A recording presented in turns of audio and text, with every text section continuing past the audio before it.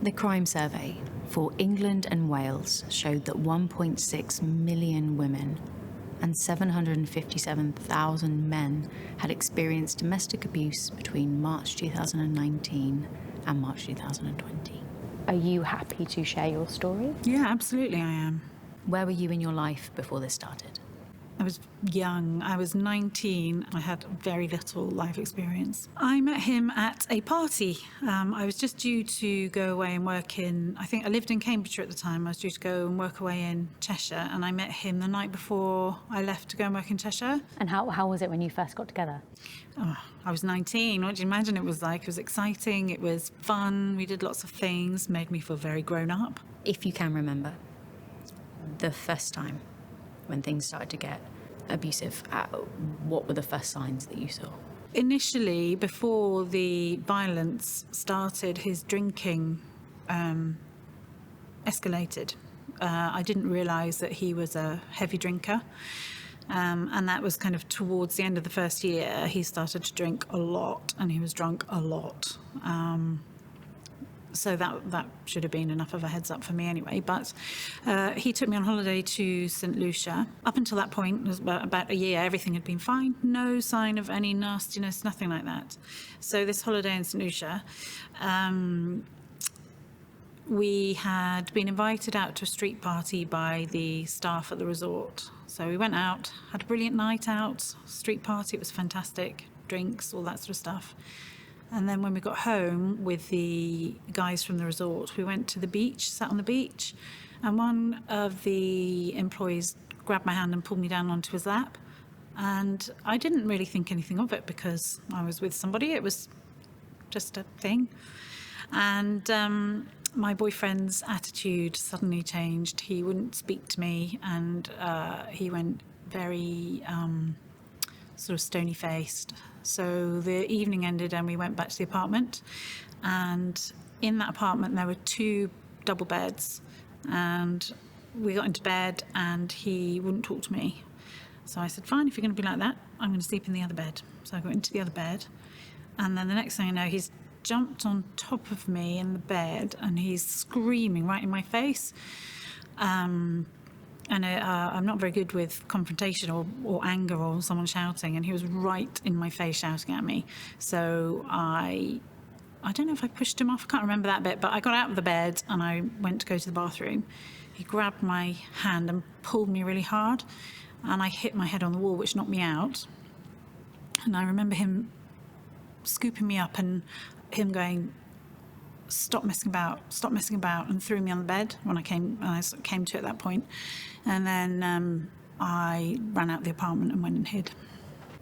And did you see him for the rest of the holiday? Was that... I had to, because we were in St Lucia on holiday, and I had to see him, and I told him that when we got home, that was it. I never wanted to see him again, and as far as I was concerned, he could get lost.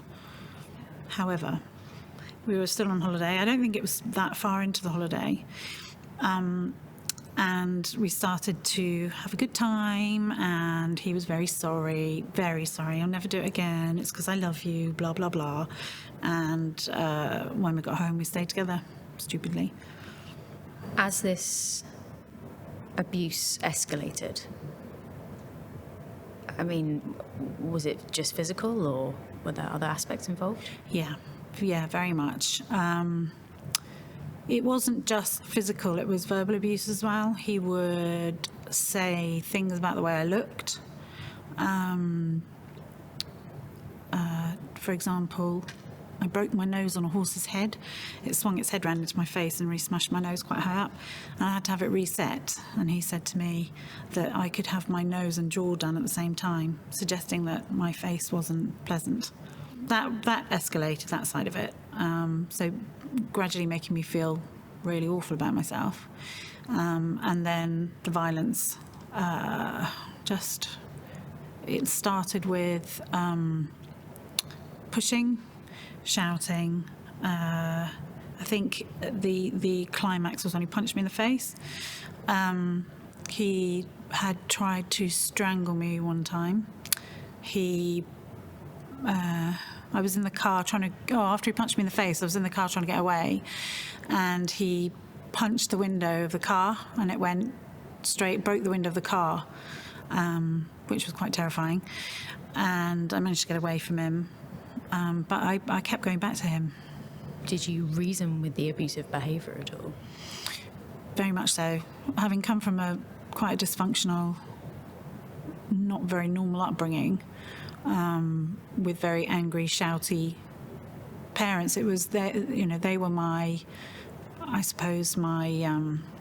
role models for relationships, and their relationship was horribly dysfunctional. So shouting and nastiness, and that was the norm. It was my normal. So, having low self-esteem and low self-worth anyway, and having someone tell you bad things about yourself when you already feel bad kind of just cements in your mind that you are those things. So it becomes really hard to leave. How did others react to this? He was quite clever in that anything that he did to me would be where people couldn't see, apart from the punch in the face. He would kick me in the back, pull my hair, spit on me, stuff like that, which obviously people couldn't see.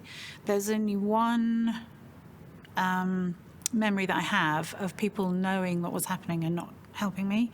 I lived in some accommodation tied to my work, so we had a 2-bedroom house to stay in the estate that we worked in, and there were 2 other houses around it, so it was like a little courtyard. And my best friend was there, and another friend was there, and we were all in my house. And then he came back from the pub. He was in a really bad mood. They left, and he started on me. And apparently I was told the next day that my friend that was outside listening had said, just leave her. She obviously wants it to be like that. And didn't intervene. Did you find out about that night or the next day? Did that obviously affected did it affect your friendship? No, because I think at that point I thought that's all I was worth anyway. So. Was there a tipping point or a significant event that happened that made you decide, I want to leave, this is out for me? Yes. So I had been away to see my parents. They lived in Suffolk at the time. And my best friend, in quote marks, had spent the night with him, apparently, or he'd spent the night with her or some ridiculous stuff like that. And she didn't tell me for some time after.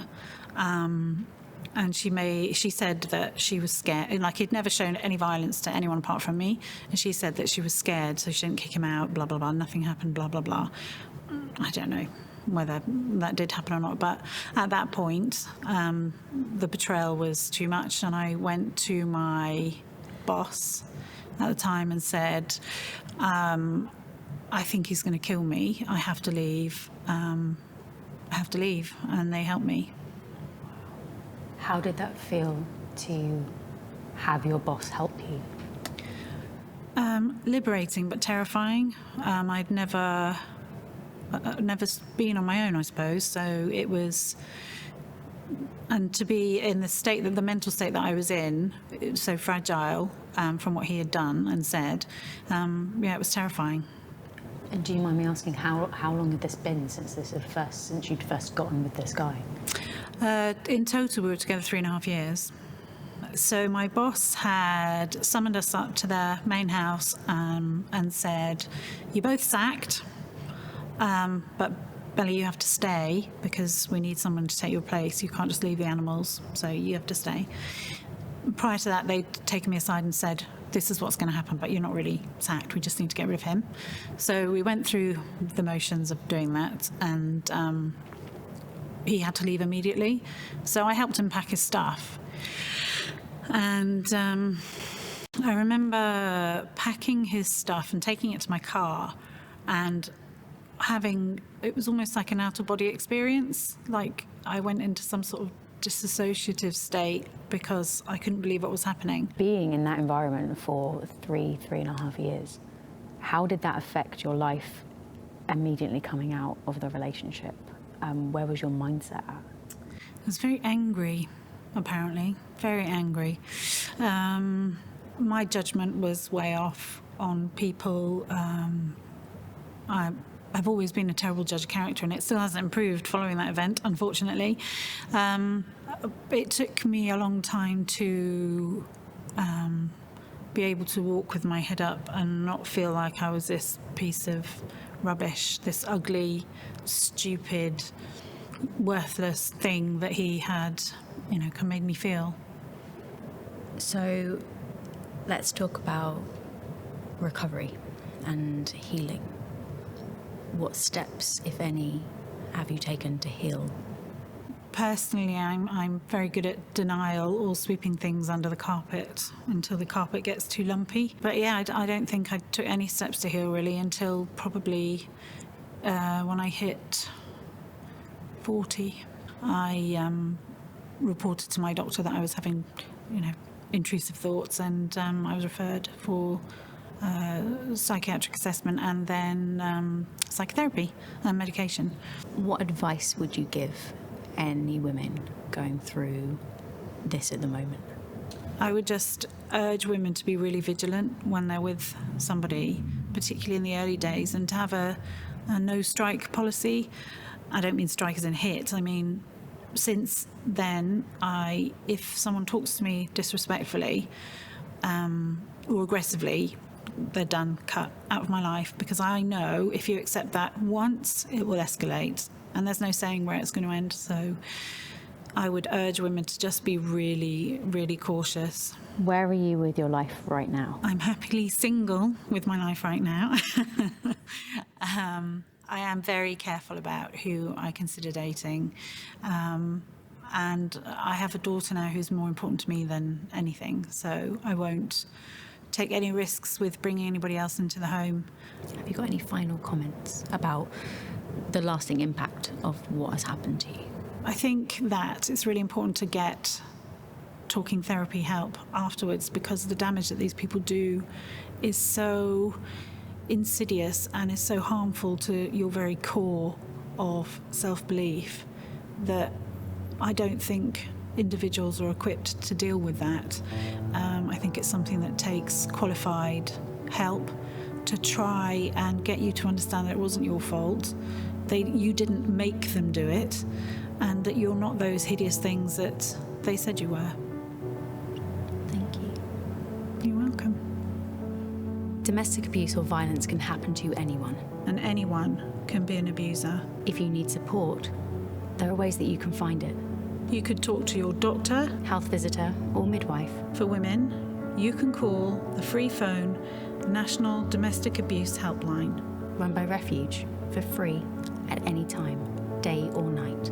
For men, you can call the Men's Advice Line, and they will offer non-judgmental information and support. If you identify as LGBTQ+, you can call Gallup for emotional and practical support. You do not have to wait for an emergency situation to find help. If domestic abuse is happening to you, It's really important to tell someone.